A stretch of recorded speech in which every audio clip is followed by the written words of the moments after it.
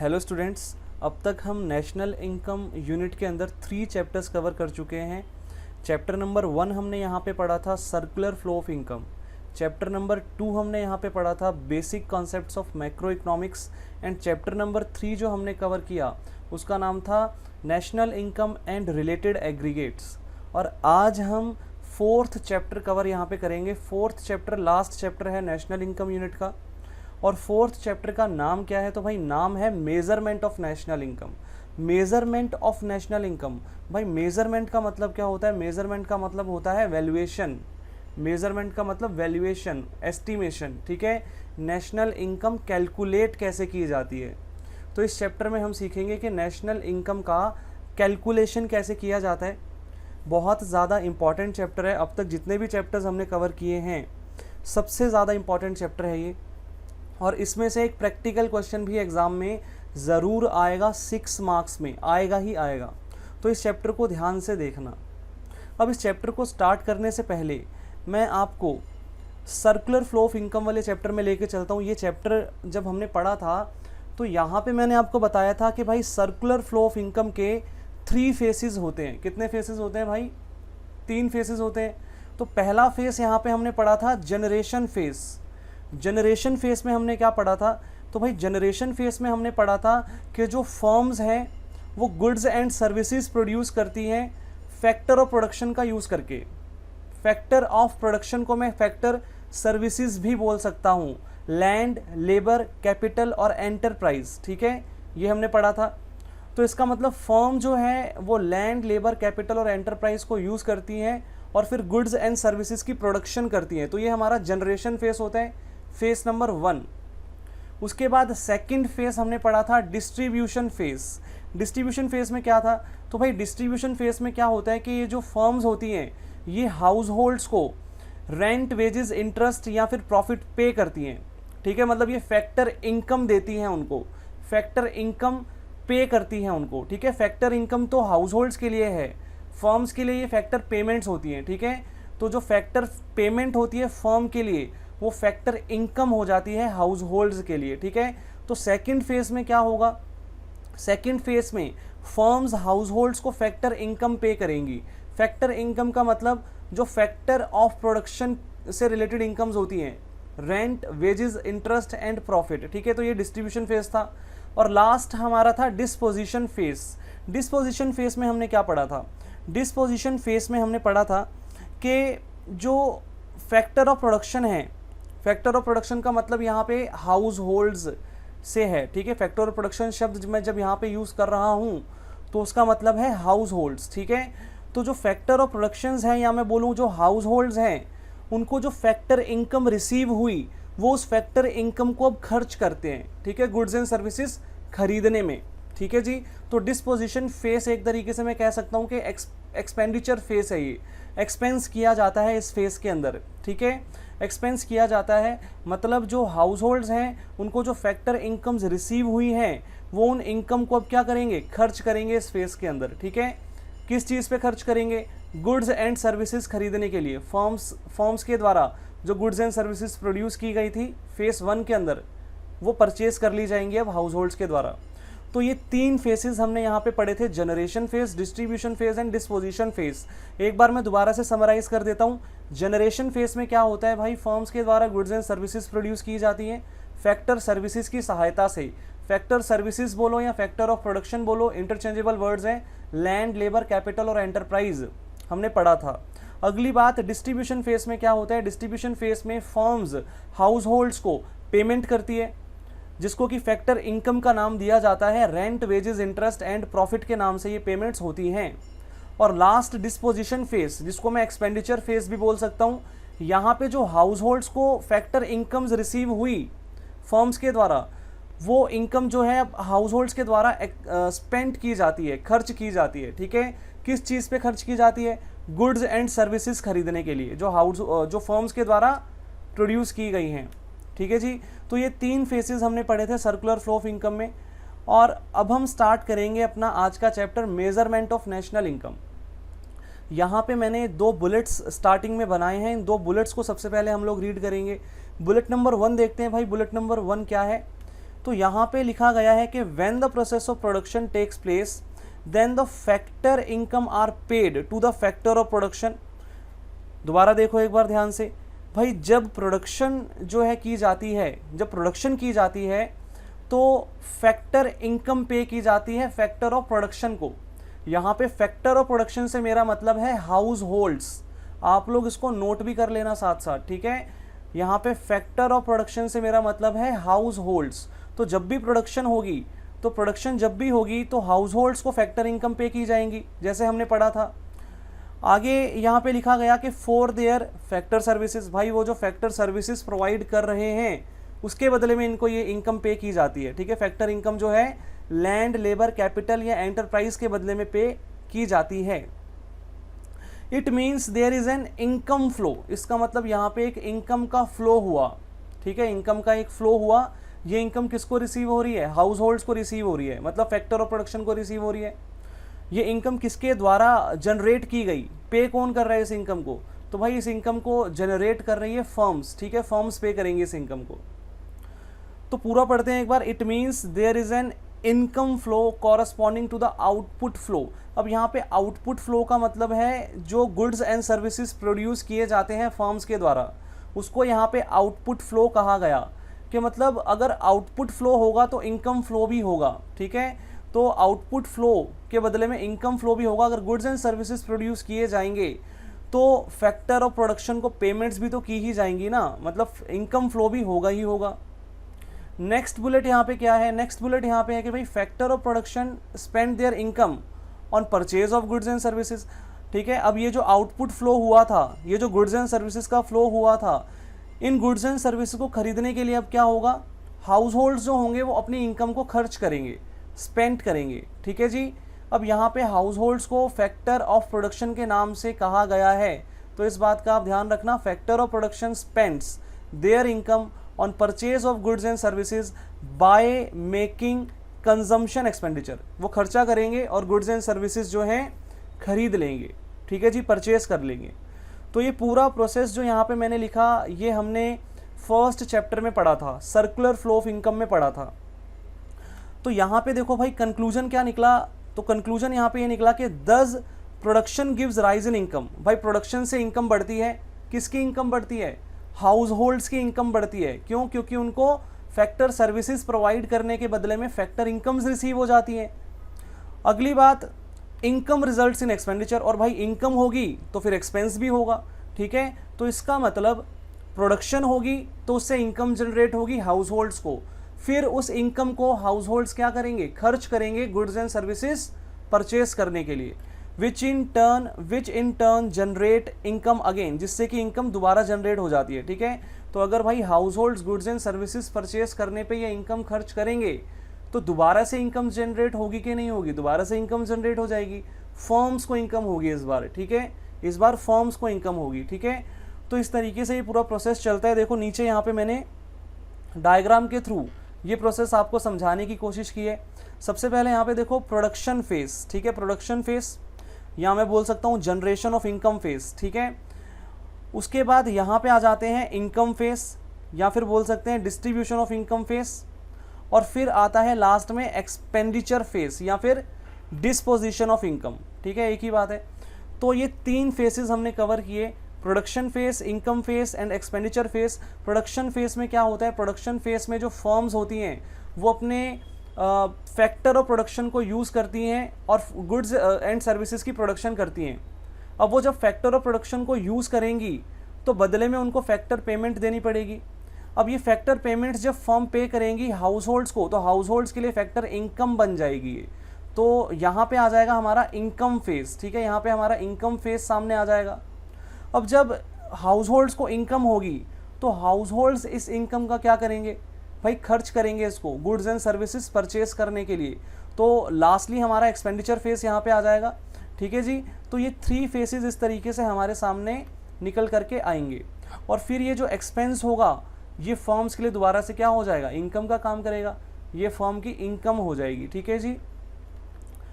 अब आगे बढ़ते हैं भाई, आगे देखते हैं।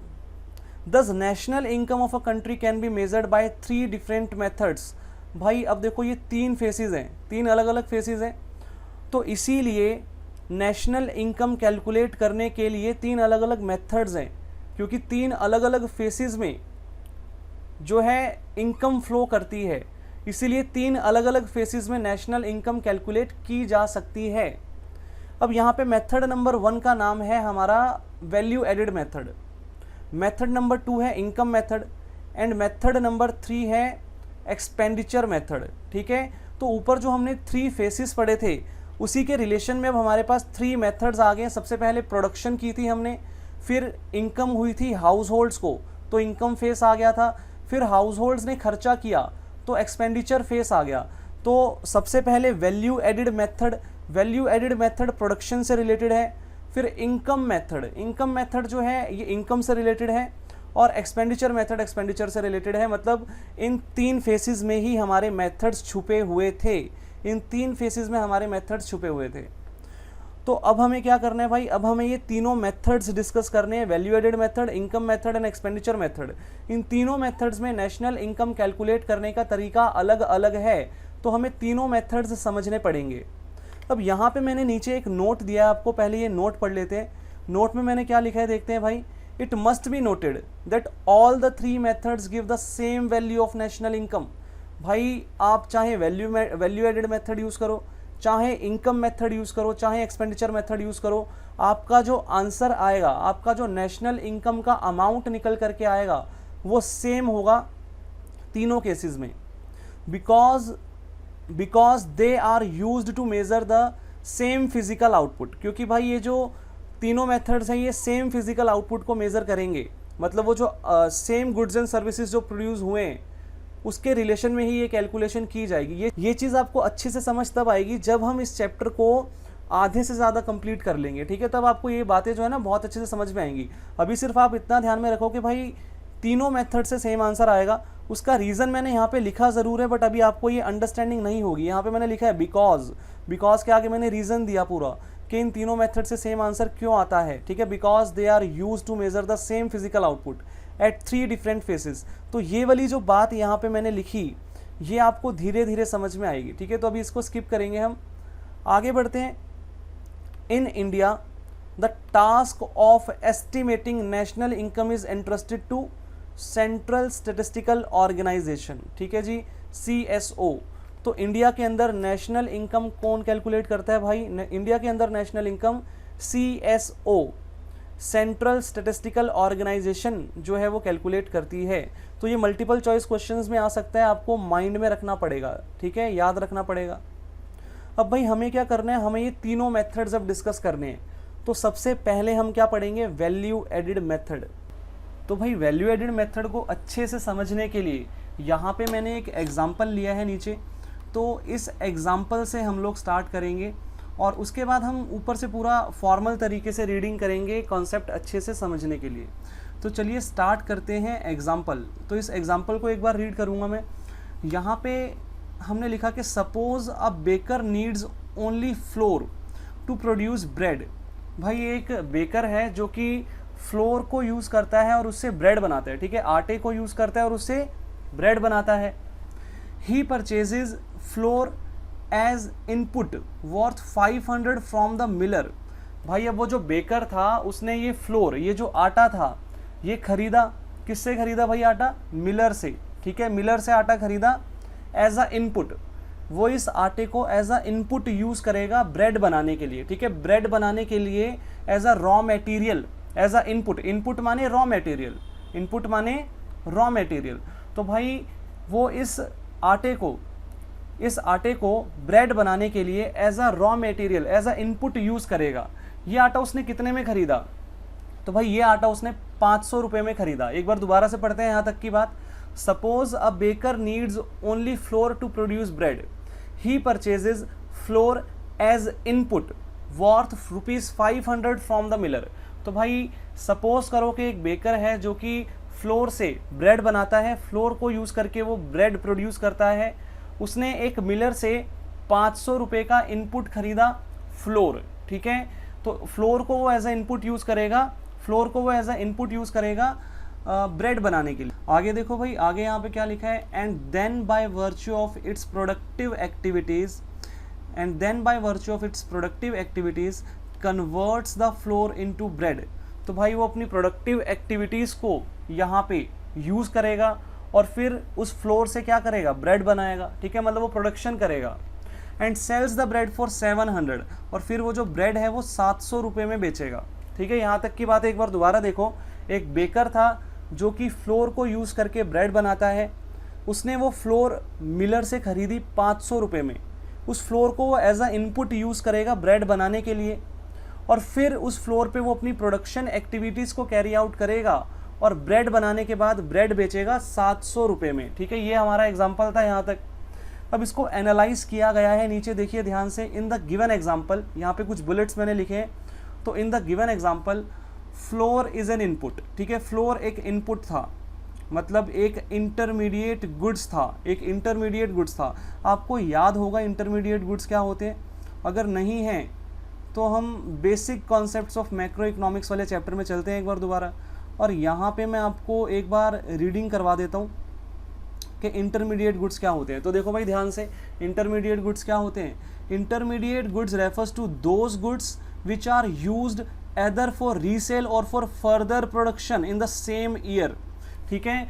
तो जो या तो रीसेल के लिए यूज़ किए जाते हैं या फिर फर्दर प्रोडक्शन के लिए यूज़ किए जाते हैं सेम साल के अंदर, उन गुड्स को हम क्या कहते हैं, उन गुड्स को हम इंटरमीडिएट गुड्स कहते हैं। अब यहाँ पे ये जो फ्लोर था, यहाँ पे ये जो फ्लोर था, ये इंटरमीडिएट गुड्स है। क्यों है भाई इंटरमीडिएट गुड्स, क्योंकि ये फर्दर प्रोडक्शन में यूज़ किया जा रहा है with in the same year, ठीक है जी। तो ये बात समझ में आ रही है कि फ्लोर इंटरमीडिएट गुड्स क्यों है, फ्लोर एक इनपुट क्यों है, ठीक है, क्योंकि ये फर्दर प्रोडक्शन में यूज़ किया जा रहा है within same financial year. So flour is an input, मतलब intermediate goods, and its value ₹500 is termed as the value of intermediate consumption. तो भाई ये जो इंटरमीडिएट गुड्स की वैल्यू होती है ना, इसको हम किस नाम से पुकारेंगे, इसको हम बोलेंगे वैल्यू ऑफ इंटरमीडिएट कंजम्पशन। तो अब ये बात आप ध्यान देना इस बात पे, हम इंटरमीडिएट गुड्स की जो वैल्यू होगी ना, इंटरमीडिएट गुड्स की जो वैल्यू होगी उसको हम बोलेंगे वैल्यू ऑफ इंटरमीडिएट कंजम्पशन। ये टर्म्स आपको याद रखनी है, जो मैं टर्म यूज़ कर रहा हूँ यहाँ पे, वैल्यू ऑफ इंटरमीडिएट कंजम्पशन। तो इंटरमीडिएट गुड्स की जो वैल्यू होती है उसको हम वैल्यू ऑफ इंटरमीडिएट कंजम्पशन के नाम से यहाँ पे पुकारेंगे प्यार से। तो इसका मतलब भाई वो जो फ्लोर था, फ्लोर का मूल्य 500 था, तो 500 रुपये क्या है, वैल्यू ऑफ इंटरमीडिएट कंजम्पशन था 500 रुपीज़। अगली बात यहाँ पे हमने लिखा कि भाई bread is the output. Bread क्या है, ब्रेड एक आउटपुट है, and its value of ₹700 is termed as value of output. और ये जो ब्रेड हमारा आउटपुट जो निकला बन के, जिसको बेच के अब हम पैसा कमाएंगे, जिसको हम सेल करेंगे, तो भाई ब्रेड का जो प्राइस है 700 रुपीज़, जो सेलिंग प्राइस है ब्रेड का, जो आउटपुट का सेलिंग प्राइस है, इसको हम क्या बोलेंगे, वैल्यू ऑफ आउटपुट। तो एक तरीके से मैं ये कह सकता हूँ कि जो फिनिश्ड प्रोडक्ट है, जो फिनिश्ड गुड्स है, उसकी जो वैल्यू होगी उसको हम वैल्यू ऑफ आउटपुट बोलेंगे, ठीक है। सिंपल सीधी सी बात है, आप शॉर्ट में लिख लेना, फिनिश्ड गुड्स की वैल्यू को, फिनिश्ड गुड्स की जो वैल्यू होगी, जितने में हम फिनिश्ड गुड्स को बेचेंगे, वो जो उसका सेलिंग प्राइस हमने डिसाइड किया, वो हमारा वैल्यू ऑफ आउटपुट होगा। जैसे यहाँ पे जो बेकर था, ये ब्रेड को कितने में बेचने वाला था, 700 रुपीज़ में, तो 700 रुपीज़ यहाँ पे वैल्यू ऑफ आउटपुट है। तो आपने दो टर्म्स यहाँ पे सीखी नहीं, वैल्यू ऑफ इंटरमीडिएट कंजम्पशन किसे कहा जाता है और वैल्यू ऑफ आउटपुट किसे कहा जाता है। वैल्यू ऑफ इंटरमीडिएट कंजम्पशन का मतलब इंटरमीडिएट गुड्स की जो वैल्यू होती है, जैसे यहाँ पे फ्लोर की वैल्यू 500 रुपीज़ थी, मतलब हमने जो इनपुट था वो कितने में खरीदा, 500 में खरीदा था। जो फ्लोर था, जो आटा था, वो 500 में खरीदा था। तो इंटरमीडिएट गुड्स की जो वैल्यू है उसी को हम वैल्यू ऑफ इंटरमीडिएट कंजम्पशन कहते हैं। और ब्रेड जो कि हमारा आउटपुट था, आउटपुट का मतलब फिनिश्ड गुड, आउटपुट का मतलब क्या होता है भाई, फिनिश्ड गुड। तो आउटपुट की जो वैल्यू होती है हमारी, उसको हम वैल्यू ऑफ आउटपुट यहाँ पे कहेंगे। अगली बात यहाँ पे देखते हैं भाई, difference between the value of output and intermediate consumption is termed as value added. अब भाई यहाँ पे एक नया शब्द आया, वैल्यू एडेड। वैल्यू एडेड क्या होता है, value of output minus intermediate consumption. तो value of output minus intermediate consumption करके जो अमाउंट हमारे पास आएगा उसको हम कहेंगे वैल्यू एडेड।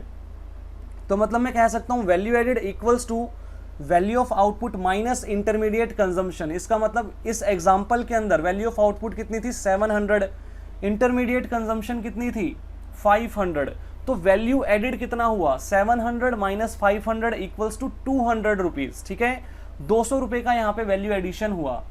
भाई सिंपल सीधी सी बात है, वैल्यू एडिड माने कितनी वैल्यू ऐड की गई है।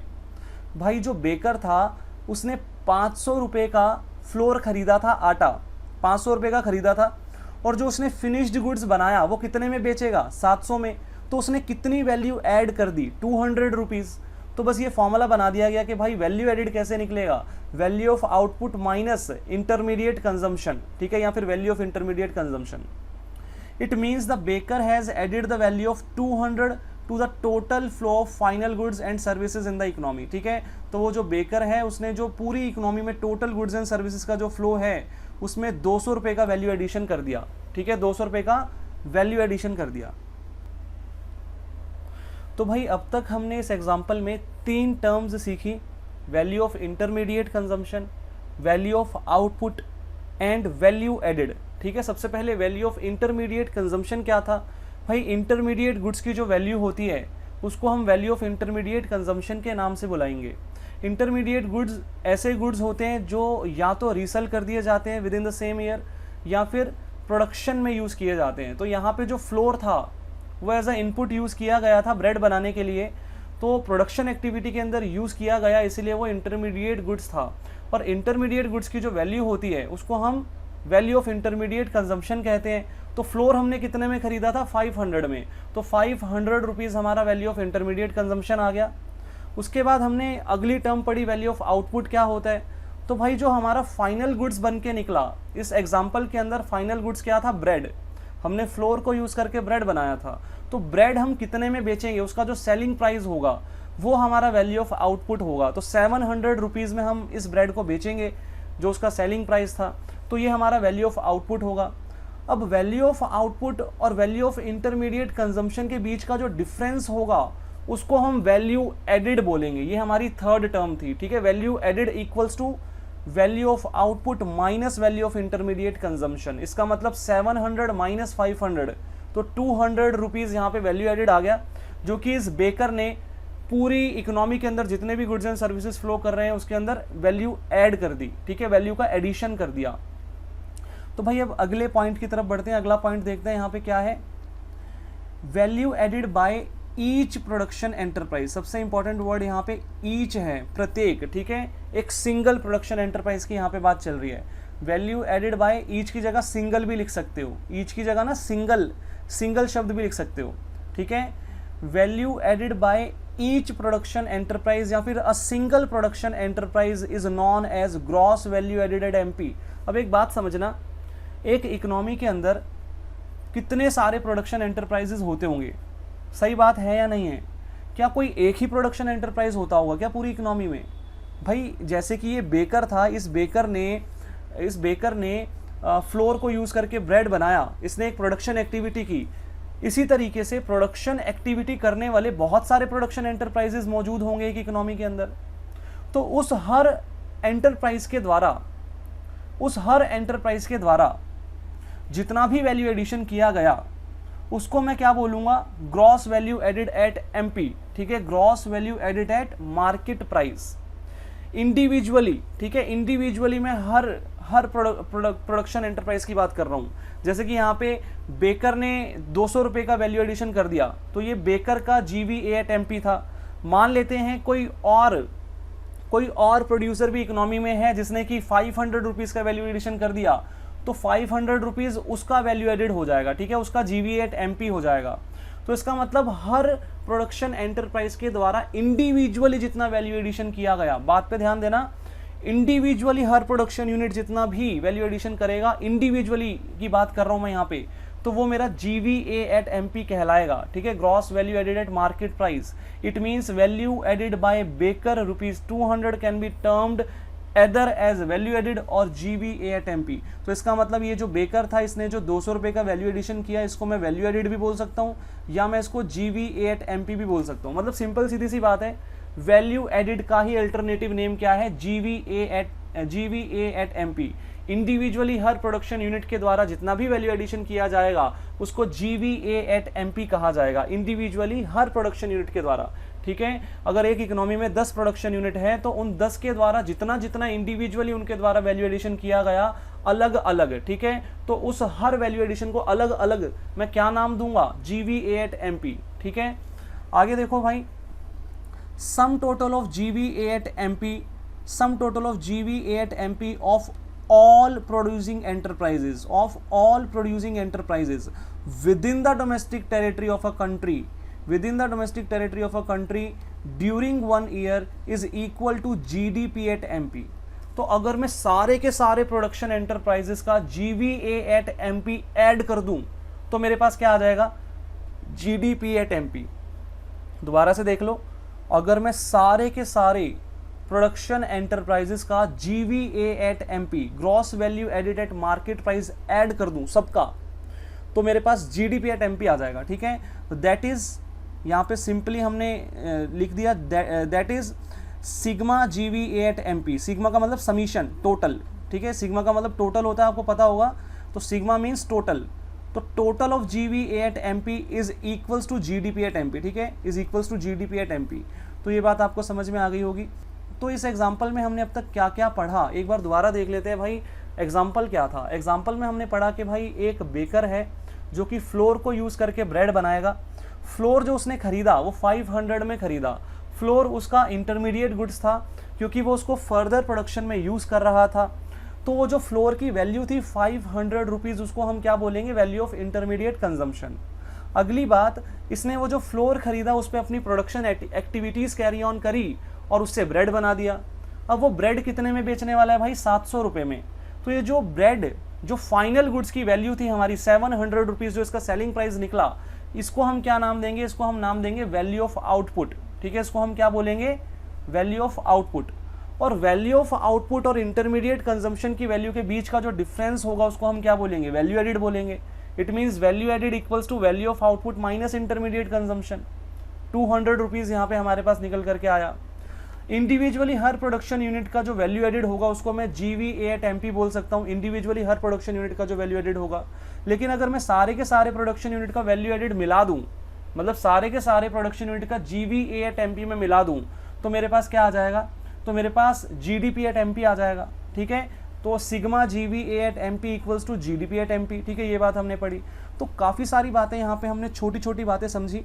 अब हम ऊपर से स्टार्टिंग से रीडिंग करते हैं वैल्यू एडेड मेथड की। तो देखते हैं भाई यहाँ पे क्या क्या चीज़ें कही गई हैं। तो देखो भाई, सबसे पहले every individual enterprise adds certain value to the product. हर इंडिविजुअल एंटरप्राइज कुछ ना कुछ वैल्यू एडिशन करता है अपने प्रोडक्ट्स में, क्योंकि भाई वो कुछ ना कुछ प्रोसेस करेगा ना, प्रोडक्शन एक्टिविटी कैरी ऑन करेगा, तो कुछ ना कुछ वैल्यू एडिशन तो वो करेगा अपने प्रोडक्ट्स के अंदर। Which is purchased from some other firm, जो कि उसने किसी दूसरी फर्म से खरीदे हैं। ठीक है, अब यहाँ पे हमने जो एग्जांपल लिया, हमने फ्लोर से ब्रेड बनाने वाला एग्जांपल लिया। इसकी जगह हम कोई दूसरा एग्जांपल भी ले सकते थे। दूसरा एग्जांपल हमारे पास ये हो सकता था कि भाई दूध को यूज़ करके पनीर बनाना। ठीक है, दूध से पनीर बनाने का प्रोसेस। तो दूध से पनीर बनाने के प्रोसेस में हमारा इनपुट क्या होगा, दूध होगा, और आउटपुट क्या होगा, पनीर होगा।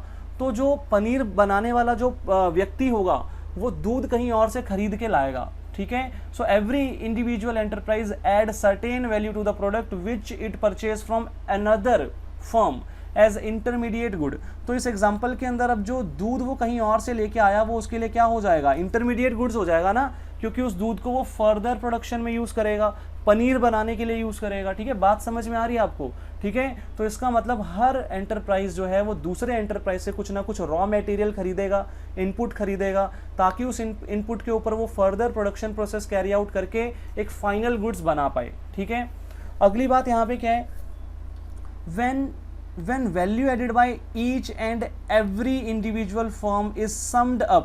ठीक है, उसका टोटल जब कर दिया जाएगा, समड अप का मतलब टोटल कर देना, we will get national income, तो हमें नेशनल इनकम मिल जाएगी। ठीक है, तो इसका मतलब भाई सारे के सारे प्रोडक्शन यूनिट्स के द्वारा जितना भी वैल्यू एडिशन किया गया है उसको मैं टोटल कर दूं अगर, तो मेरे पास क्या आ जाएगा, नेशनल इनकम आ जाएगा। ठीक है, तो बड़ा सिंपल वर्ड्स में यहाँ पे लिख दिया कि भाई हर प्रोडक्शन यूनिट कुछ ना कुछ वैल्यू एडिशन करेगा, और जितना वैल्यू एडिशन हर प्रोडक्शन यूनिट करेगा, अगर मैं उन सारे के सारे प्रोडक्शन यूनिट के वैल्यू एडिशन को ऐड कर दूं तो मेरे पास नेशनल इनकम निकल करके आ जाएगी। ठीक है जी।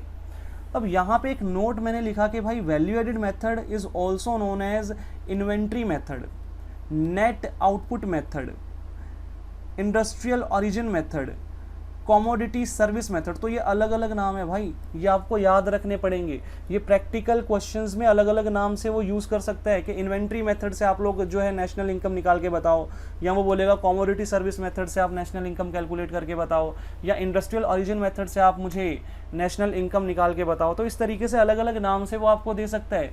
तो आपको ये जो नाम है ना, ये दिमाग में होने चाहिए कि वैल्यू एडेड मेथड के अल्टरनेटिव नेम्स क्या क्या हैं। तो इसलिए मैंने यहाँ पे नोट बना के हाईलाइट कर दिया इस चीज़ को। अब आगे यहाँ पे वैल्यू एडिड क्या होता है वो बता रखा है। वैल्यू एडिड का मतलब हमने ऑलरेडी पढ़ लिया, बट यहाँ से भी एक बार देख लेते हैं। Value added refers to addition of the value of raw material, माने intermediate goods by a firm by virtue of its productive activities. अब जैसे हमारे एग्जाम्पल में जो बेकर था उसने इंटरमीडिएट गुड्स कितने का खरीदा था, इनपुट कितने का खरीदा था, 500 रुपये का। अब उसने क्या किया, उस पर कुछ ना कुछ प्रोसेस किया और ब्रेड बना दी। ब्रेड कितने की बिकेगी, 700 की। तो जो उसने वैल्यू ऐड की वो कितनी थी, 200 रुपीज़ थी ना। तो यही बात यहाँ पे लिखी है कि भाई value added refer to the addition of value, ठीक है, टू द रॉ मटेरियल। तो रॉ मटेरियल के अंदर मैं जितनी वैल्यू जोड़ दूंगा, रॉ मटेरियल 500 का था, उसमें मैंने 200 रुपये की वैल्यू जोड़ दी, और तो वो 200 रुपये क्या आ गया, वैल्यू एडिड आ गया। यहाँ पे नीचे फॉर्मूला भी दिया गया है वैल्यू एडिड का। तो value added equals to value of output minus intermediate consumption. तो ये चीज़ हम ऑलरेडी पढ़ चुके हैं कि वैल्यू एडिड का फॉर्मूला क्या है। तो ये सारी बातें यहाँ पे हमने रीड कर ली हैं भाई वैल्यू एडिड मेथड से रिलेटेड। एक बार मैं क्विक रिवीजन यहाँ तक की कर लेता हूँ, वैल्यू एडिड मेथड में मैंने क्या क्या पढ़ा। तो सबसे पहले यहाँ पे स्टार्टिंग से देखते हैं। हमने पढ़ा कि भाई हर प्रोडक्शन एंटरप्राइज कुछ ना कुछ वैल्यू एडिशन करते हैं अपने प्रोडक्ट्स के अंदर। जितना भी वैल्यू एडिशन हर प्रोडक्शन एंटरप्राइज के द्वारा किया जाता है, अगर मैं सारे के सारे प्रोडक्शन एंटरप्राइजेस का वैल्यू एडिशन जोड़ दूं तो मेरे पास नेशनल इनकम आ जाएगा। फिर मैंने पढ़ा कि भाई ये जो वैल्यू एडिड मेथड है इसके अल्टरनेटिव नेम्स है, बहुत सारे अलग अलग नाम हैं। फिर मैंने पढ़ा भाई वैल्यू एडिड का मतलब क्या होता है। वैल्यू एडिड का मतलब value of output minus intermediate consumption. Value of output का मतलब फाइनल गुड्स की जो वैल्यू है, फाइनल गुड्स में जितने में बेचूंगा वो वाला जो अमाउंट होगा उसको मैं वैल्यू ऑफ आउटपुट बोलूंगा। इंटरमीडिएट कंजम्पशन का मतलब जो इंटरमीडिएट गुड्स की वैल्यू है, जितने में मैंने इंटरमीडिएट गुड्स को खरीदा। जैसे कि एग्जाम्पल के अंदर बेकर ने फ्लोर खरीदा था 500 में, तो वो 500 रुपये क्या था, इंटरमीडिएट कंजम्पशन की वैल्यू थी, वैल्यू ऑफ इंटरमीडिएट कंजम्पशन। ठीक है। फिर हमने ये सारा एग्जाम्पल रीड आउट किया, इसमें काफ़ी सारी टर्म्स हमने समझा कि वैल्यू ऑफ इंटरमीडिएट कंजम्पशन क्या होता है, वैल्यू ऑफ आउटपुट क्या होता है, वैल्यू एडिड क्या होता है, GVA एट MP क्या होता है, और GDP एट MP क्या होता है। GVA एट MP क्या होता है, इंडिविजुअली हर प्रोडक्शन यूनिट ने जितना वैल्यू एडिशन किया, अलग अलग मैं अगर हर प्रोडक्शन यूनिट का देखूं तो उसको मैं GVA एट MP बोलूँगा। अगर मेरी इकोनॉमी में 10 प्रोडक्शन यूनिट है, P1, P2, P3, P4 and so on, तो इंडिविजुअली मान लेते हैं P1 ने 200 का वैल्यू एडिशन किया, P2 ने जो है वो 300 का वैल्यू एडिशन किया, P3 ने 500 का वैल्यू एडिशन किया। तो इंडिविजुअली हर प्रोडक्शन यूनिट का जो अलग अलग वैल्यू एडिशन है, अलग अलग, उसको मैं क्या बोलूँगा, gross value added at MP, GVA at MP। लेकिन अगर सारे के सारे प्रोडक्शन एंटरप्राइजेस का अगर मैं वैल्यू एडिड मिला दूँ, ठीक है, मतलब GVA एट MP अगर मैं ऐड कर दूं सारे के सारे एंटरप्राइजेस का, तो क्या आ जाएगा, GDP एट MP आ जाएगा। तो भाई आगे देखो, आगे आपको एक नोट मिलेगा यहाँ पे, इस नोट को रीड आउट करते हैं। If value of intermediate consumption is given, if value of intermediate consumption is given, then imports are not included separately. तो इंपोर्ट्स को हम सेपरेटली इंक्लूड नहीं करेंगे, as imports are already included in the value of intermediate consumption, क्योंकि imports की value of intermediate consumption में already included होती है। हाउएवर हालांकि if domestic purchases are specifically mentioned, लेकिन अगर क्वेश्चन में साफ साफ लिखा गया है कि ये जो परचेजेस हैं, ये जो इंटरमीडिएट कंजम्पशन की जो आइटम्स दी गई हैं, ये डोमेस्टिक परचेजेस थी, then imports will also be included. तो इंपोर्ट्स को अलग से हमें इंक्लूड करना पड़ेगा। अभी जो सारी बात हमने यहाँ पे लिखी नोट वाली, इसको समझने के लिए नीचे कुछ एग्जाम्पल्स हैं, इन एग्जाम्पल्स को रीड आउट करेंगे और फिर समझेंगे कि भाई क्या बात हमने यहाँ पे पढ़ी। तो देखो भाई यहाँ पे केस वन देखो भाई क्या है। यहाँ पे क्वेश्चन में हमें इंटरमीडिएट कंजम्पशन दिया गया 1200 रुपीज़, और इम्पोर्ट्स की वैल्यू हमें अलग से दी गई 300 रुपीज़। तो अगर ऐसा केस है, अगर क्वेश्चन में इस तरीके से आपको इन्फॉर्मेशन दी गई, आपको इंटरमीडिएट कंजम्पशन दिया गया और इम्पोर्ट्स भी दिया गया, तो इस इम्पोर्ट्स को आपको छेड़ना भी नहीं है, इस इम्पोर्ट्स को आपको कुछ भी नहीं करना। क्यों? क्योंकि ये इम्पोर्ट्स ऑलरेडी इंटरमीडिएट कंजम्पशन में इंक्लूडेड है। ठीक है, तो देखो आंसर क्या है, इंटरमीडिएट कंजम्पशन की वैल्यू कितनी आई, 1200 ही आई। यहाँ पे मैंने कुछ भी अलग से ऐड नहीं किया इसमें। Imports are already included in the value of intermediate consumption, imports already included है यहाँ पे इंटरमीडिएट कंजम्पशन में। लेकिन केस 2 देखते हैं भाई, केस 2 क्या है। केस 2 देखो भाई, purchase of raw material from domestic firm. अब सबसे पहली बात, रॉ मटेरियल का मतलब क्या हुआ, रॉ मटेरियल का मतलब हो गया इंटरमीडिएट गुड्स। रॉ मटेरियल का मतलब इंटरमीडिएट गुड्स है, इतना तो पता है आपको। तो परचेज ऑफ रॉ मटेरियल, इसका मतलब मैंने इंटरमीडिएट गुड्स खरीदे, इसका मतलब मैंने इंटरमीडिएट गुड्स खरीदे। लेकिन यहाँ पे स्पेसिफिकली मेंशन है कि ये डोमेस्टिक फर्म से खरीदे, मतलब इसके अंदर इंपोर्ट्स इंक्लूडेड नहीं है, इसके अंदर इंपोर्ट्स इंक्लूडेड नहीं है। तो भाई purchase of raw material from domestic firm कितना है, 500, और इंपोर्ट्स हमें अलग से दिए गए 100 रुपीज़। तो अब मैं जब वैल्यू निकालूंगा यहाँ पे इंटरमीडिएट कंजम्पशन की, तो वहाँ पे मैं क्या करूँगा, आंसर देखो इंटरमीडिएट कंजम्पशन की वैल्यू कैसे निकली।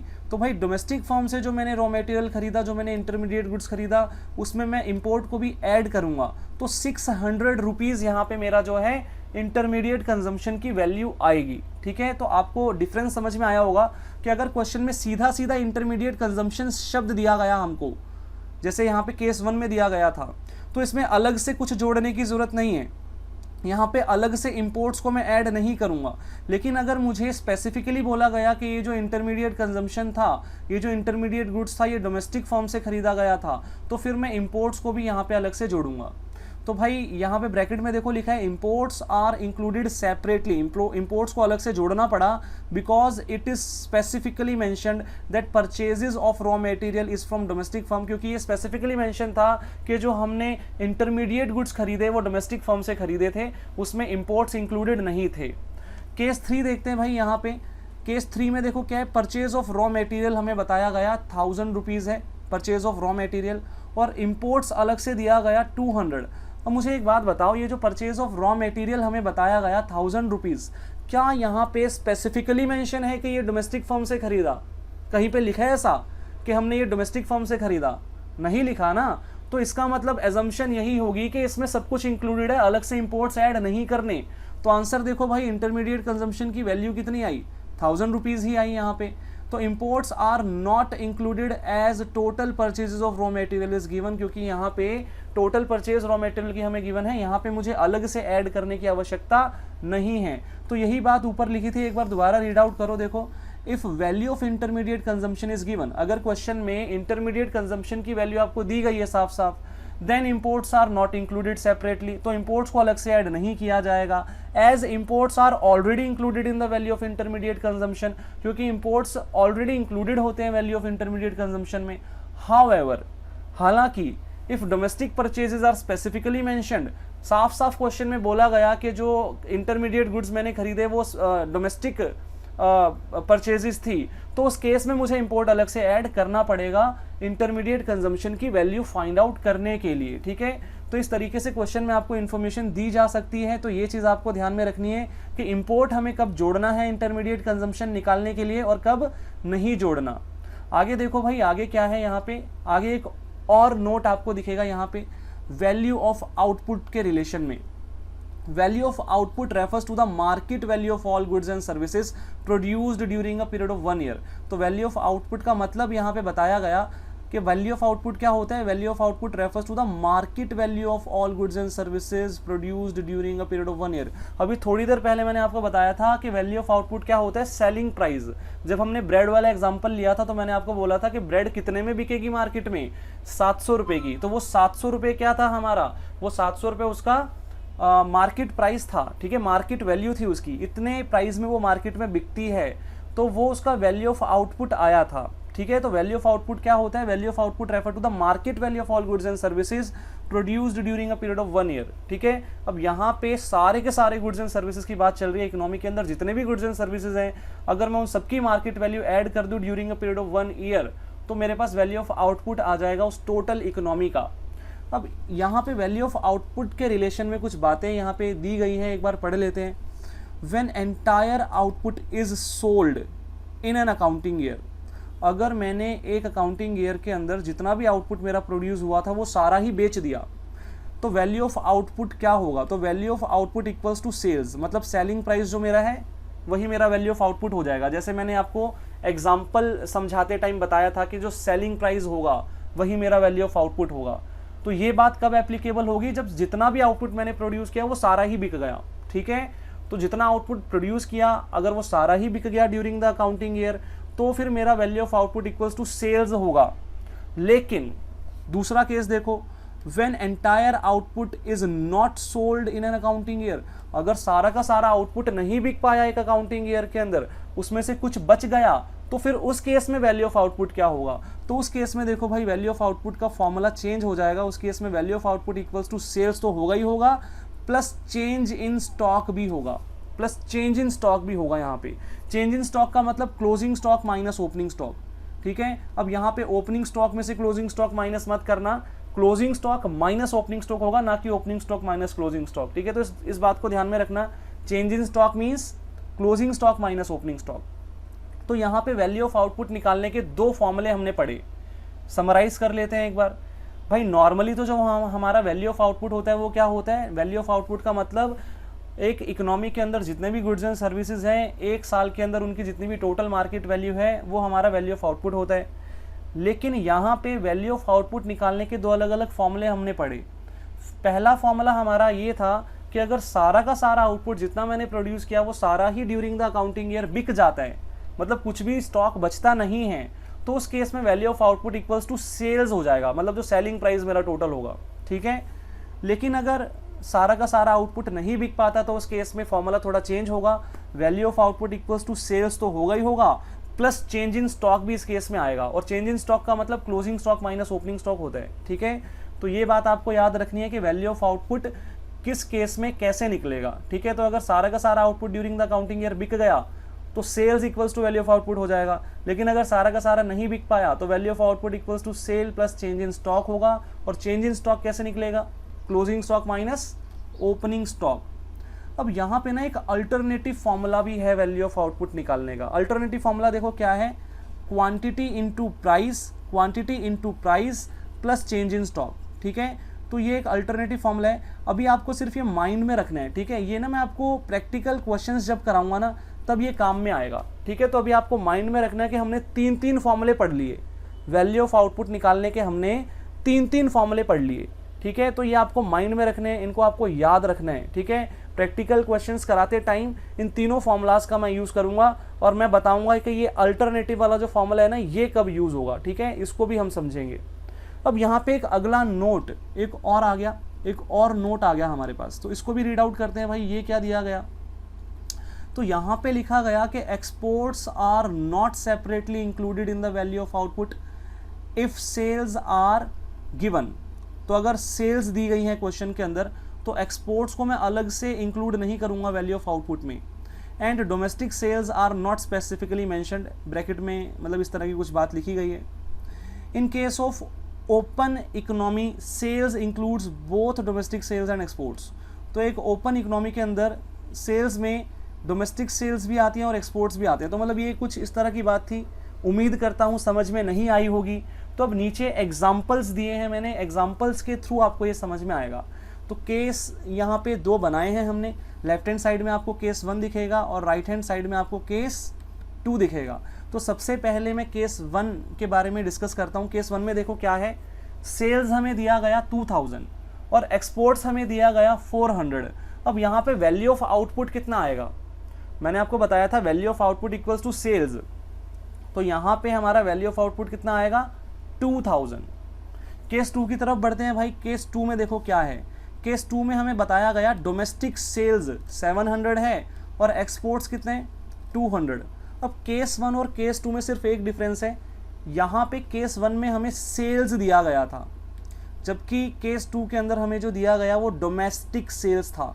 स्पेसिफिकली मेंशन्ड है कि ये डोमेस्टिक है। तो इस बार मुझे एक्सपोर्ट्स भी ऐड करना पड़ेगा भाई साहब, एक्सपोर्ट भी जोड़ना पड़ेगा। वैल्यू ऑफ आउटपुट निकालने के लिए मुझे टोटल सेल्स चाहिए होती है। इसका मतलब मुझे उसके अंदर जो है एक्सपोर्ट्स भी चाहिए और डोमेस्टिक सेल भी चाहिए, ठीक है। इंटरनेशनली जो सेल हो रही है वो भी मुझे ऐड करनी है उसके अंदर। तो यही बात ऊपर लिखी थी कि भाई वैल्यू ऑफ आउटपुट निकालते समय अगर आपको सेल्स दिया गया है, ठीक है, आपको सेल्स दिया गया है, स्पेसिफिकली मेंशन नहीं है कि वो डोमेस्टिक सेल्स है, तो उस केस में आप उसको इंटरनेशनल सेल्स भी इंक्लूडेड है ऐसा मान के चलना, और अलग से एक्सपोर्ट्स को इंक्लूड नहीं करना है आपको, ठीक है। आप ये मानना कि ऑलरेडी इंक्लूडेड है सेल्स के अंदर। लेकिन अगर आपको स्पेसिफिकली मेंशन है कि जो सेल्स हैं वो डोमेस्टिक सेल्स है, तो आपको एक्सपोर्ट्स अलग से जोड़ना पड़ेगा, ठीक है। तो एक बार दोबारा रीड आउट कर लो इस चीज़ को, देखो एक बार दोबारा पढ़ते हैं। Exports are not separately included in the value of output if sales are given. अगर क्वेश्चन में सेल्स दी हुई है तो भाई एक्सपोर्ट्स को मुझे अलग से नहीं जोड़ना, and domestic sales are not specifically mention, ठीक है। लेकिन अगर डोमेस्टिक सेल्स स्पेसिफिकली मेंशन कर दिया तो फिर एक्सपोर्ट्स को जोड़ना पड़ेगा। आगे हमें बताया गया कि एक ओपन इकोनॉमी के केस में क्या होता है, सेल्स में डोमेस्टिक सेल्स भी आती हैं और एक्सपोर्ट्स भी आते हैं, दोनों की दोनों चीज़ें इंक्लूड की जाती हैं, ठीक है। तो ये मल्टीपल चॉइस क्वेश्चंस में इस तरह की चीज़ें पूछी जा सकती हैं, तो आपको रिटेन रखनी पड़ेंगी, याद रखनी पड़ेंगी इस तरह की चीज़ें। तो हमने अब तक क्या क्या पढ़ा एक बार थोड़ा सा नज़र डाल लेते हैं। हमने यहाँ पे काफ़ी सारे नोट्स पढ़े, और एक बार यहाँ तक वीडियो को पॉज करके ना इतना रिवाइज़ कर लो, ठीक है। एक बार इतना पहले रिवाइज़ कर लो कि हमने क्या क्या पढ़ा। तो भाई आगे देखो, नेक्स्ट पेज पे आपको एक बॉक्स दिखेगा इस तरह का। इस बॉक्स में हमने क्या किया, इस बॉक्स में हमने जितने भी प्रोड्यूसिंग एंटरप्राइजेज होते हैं एक इकोनॉमी के अंदर, उनका इंडस्ट्रियल क्लासिफिकेशन किया है। तो भाई industrial classification of producing enterprises, ठीक है, industrial classification of producing enterprises यहाँ पे मैंने आपको शो किया है। तो देखते हैं भाई एक बार क्या क्या चीज़ें यहाँ पे हमने लिखी हैं। तो ध्यान से देखो, all the production units of the economic territory are grouped into 3 broad groups। भाई एक इकोनॉमिक टेरिटरी के अंदर जितने भी प्रोडक्शन यूनिट्स होते हैं उनको 3 ब्रॉड ग्रुप्स में जो है कैटेगराइज किया गया है। सबसे पहले आता है प्राइमरी सेक्टर, फिर आता है सेकेंडरी सेक्टर, और फिर आता है टर्शरी सेक्टर। ये आपने बचपन में सोशल साइंस के अंदर भी पढ़ा होगा, प्राथमिक क्षेत्र, द्वितीय क्षेत्र और तृतीय क्षेत्र के नाम से। प्राइमरी सेक्टर क्या होता है भाई, प्राइमरी सेक्टर एक ऐसा सेक्टर है जो कि नेचुरल रिसोर्सेज पे डिपेंडेंट होता है, ठीक है। तो देखो पढ़ते हैं एक बार क्या चीज़ें हैं यहाँ पे। It includes the production units exploiting natural resources like land, water, subsoil assets etcetera. For example के तौर पे यहाँ पे फार्मिंग आ जाता है, ठीक है। फार्मिंग जो है वो नेचुरल रिसोर्सेज पे डिपेंडेंट है। फिशिंग आ जाता है, माइनिंग आ जाता है, एनिमल हस्बेंड्री आ जाता है, और फॉरेस्ट्री आ जाता है, ठीक है, एक्सेट्रा। तो मतलब ऐसी सारी एक्टिविटीज़ जो नेचुरल रिसोर्सेज पे डिपेंडेंट है। It is primary as it is the source of basic raw material for secondary sector.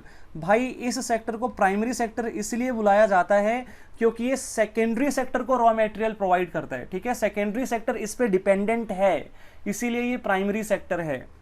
अब भाई सेकेंडरी सेक्टर क्या है, तो देखो भाई सेकेंडरी सेक्टर क्या है।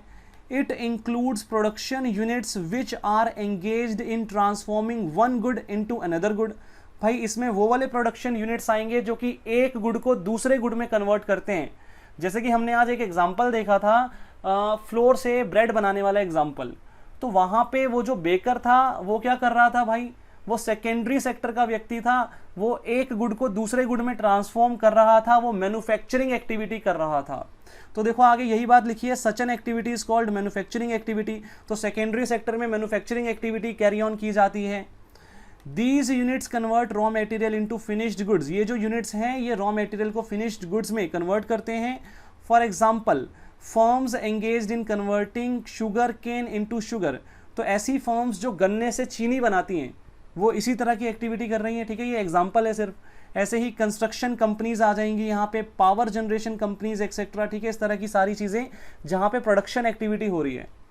It is called secondary because it depends on primary sector for the raw material. भाई इस सेक्टर को सेकेंडरी इसीलिए कहा गया क्योंकि ये प्राइमरी सेक्टर पे डिपेंडेंट है रॉ मटेरियल के लिए।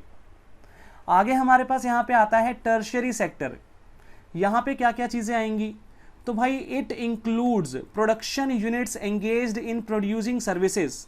तो यहाँ पे वो वाले सारे प्रोडक्शन यूनिट्स आएंगे जो कि सर्विस प्रोवाइड करते हैं, जो कि सर्विस प्रोविजन करते हैं। फॉर एग्जांपल एजुकेशनल इंस्टीट्यूट्स, जैसे कि मैं आपको पढ़ा रहा हूँ तो मैं सर्विस दे रहा हूँ। ट्रांसपोर्टेशन कॉरपोरेशन, ठीक है, जो ट्रांसपोर्टेशन की सर्विसेज देते हैं, जैसे कि यहाँ पे मेट्रो है हमारे यहाँ पे, या फिर बस की जो सर्विसेज होती हैं, ठीक है, तो वो भी हमारी सर्विस प्रोविजन एंटरप्राइजेज हैं, ठीक है। ट्रांसपोर्ट हो गया, एजुकेशन हो गया, फाइनेंस हो गया, ठीक है, गवर्नमेंट या एडमिनिस्ट्रेशन सेक्टर हो गया, ठीक है, ये सब सर्विस प्रोविजन सेक्टर्स हैं, सर्विस प्रोवाइड करते हैं, ये टर्शरी सेक्टर में आएंगे। This sector finds third place because it's growth primarily dependent on primary and secondary sector. यहाँ पे सेकेंडरी कर लेना, ये जो है ये मिसप्रिंटेड है। वैसे ये जो नोट्स हैं अभी इनकम्प्लीट हैं, अभी इस चैप्टर के कंप्लीट नोट्स आपको नहीं मिले हैं, ये चैप्टर काफ़ी लेंथी चैप्टर है, तो नेक्स्ट क्लास में आपको इसके कंप्लीट नोट्स अपडेटेड मिलेंगे, और ये जो छोटी मोटी मिस्टेक हुई है इसको मैं नेक्स्ट क्लास में आपको ठीक करके दे दूंगा, ठीक है। तो भाई अब ये जो टर्शरी सेक्टर है इसको थर्ड प्लेस क्यों मिला? इसको थर्ड प्लेस इसलिए मिला क्योंकि ये प्राइमरी और सेकेंडरी सेक्टर पे डिपेंडेंट है, ठीक है। तो ये इस तरीके से हमारा इंडस्ट्रियल क्लासिफिकेशन है। जितनी भी इंडस्ट्रीज हैं वो 3 सेक्टर्स में डिवाइडेड है, प्राइमरी, सेकेंडरी और टर्शरी। अब आगे देखो भाई साहब, आगे क्या है? आगे हमने यहाँ पे पढ़ा कि steps of value added method. Value added method से नेशनल इनकम निकालने के लिए कौन कौन से स्टेप्स इन्वॉल्व होंगे, ये बात हम यहाँ पे पढ़ेंगे। तो देखो ध्यान से, सबसे पहले हमें यहाँ पे क्या करना है, हमें GV8 MP लेना है प्राइमरी सेक्टर का, GV8 MP लेना है सेकेंडरी सेक्टर का, और GV8 MP हमें टर्शरी सेक्टर का भी लेना है। इन तीनों GV8 MP को मैं ऐड कर दूंगा। मतलब इन शॉर्ट अगर मैं बोलूं तो जितने भी सेक्टर एक इकोनॉमी में है उन सबका GV8 MP मुझे ऐड करना है। सिंपल सीधी सी बात। सारे के सारे सेक्टर्स का GV8 MP ऐड करने के बाद मेरे पास क्या आएगा? तो भाई GDP8 MP आएगा। ये बात तो मैंने आज आपको बताई थी कि जब मैं सारे के सारे एंटरप्राइजेस का GV8 MP ऐड करूंगा तो मेरे पास GDP8 MP आ जाएगा। अब मुझे तो नेशनल इनकम निकालना है ना, NNP8 FC। तो GDP8 MP से NNP8 FC पे मैं कैसे जाऊंगा? मुझे डेप्रिसिएशन लेस करना पड़ेगा। ग्रॉस से नेट पे जाने के लिए मुझे NIT लेस करना पड़ेगा, मार्केट प्राइस से फैक्टर कॉस्ट पे जाने के लिए, और इन दोनों को लेस करने के बाद मेरे पास NDP8 FC आ जाएगा। मतलब मेरे पास डोमेस्टिक इनकम आ जाएगी। उसके बाद अगर मैं डोमेस्टिक इनकम में NFIA ऐड कर दूं तो मेरे पास नेशनल इनकम आ जाएगा। इट मीन्स मेरे पास NNP8 FC आ जाएगा, ठीक है। तो ये पूरा प्रोसेस है वैल्यू एडेड मेथड में नेशनल इनकम निकालने का। ये आपके माइंड में होना चाहिए, तभी आप प्रैक्टिकल क्वेश्चंस कर पाएंगे, ठीक है। आज हम इतना ही पढ़ेंगे। अभी वैल्यू एडेड मेथड कंप्लीट नहीं हुआ, बहुत सारी नोटिंग्स वैल्यू एडेड मेथड से रिलेटेड अभी पेंडिंग है, जो कि मैं नेक्स्ट क्लास में कवर अप करूंगा। नेक्स्ट क्लास में मैं आपको जितनी चीज़ें मैंने आज पढ़ाई हैं ये भी रिवाइज करा के चलूंगा, बट आपका ये कर्तव्य बनता है कि आप खुद से भी रिवीजन करें, नहीं तो कोई फ़ायदा नहीं होगा। आपको नेक्स्ट क्लास से पहले खुद से रिवीजन करनी है जितना भी मैंने आज पढ़ाया इन सब की, तभी नेक्स्ट क्लास में मज़ा आएगा, नहीं तो कोई अंडरस्टैंडिंग बेटर नहीं होगी। आपको अच्छे से रिवीजन करनी पड़ेगी। तो आज इतना ही करते हैं। इस चैप्टर में मल्टीपल क्लासेस लगेंगी, थोड़ा बड़ा चैप्टर है। अब तक हमने जितने भी चैप्टर्स पढ़े उन सब में से सबसे बड़ा चैप्टर है ये, और बहुत ज़्यादा इंपॉर्टेंट भी है एग्जाम पॉइंट ऑफ व्यू से, क्योंकि यहाँ से काफ़ी क्वेश्चंस एग्जाम में पूछे जाएंगे। इसकी वेटेज भी अच्छी खासी है इस चैप्टर की, तो अच्छे से इस चैप्टर को करना है आपको, अच्छे से, ठीक है जी। तो आज की क्लास यहीं पे कंक्लूड करते हैं।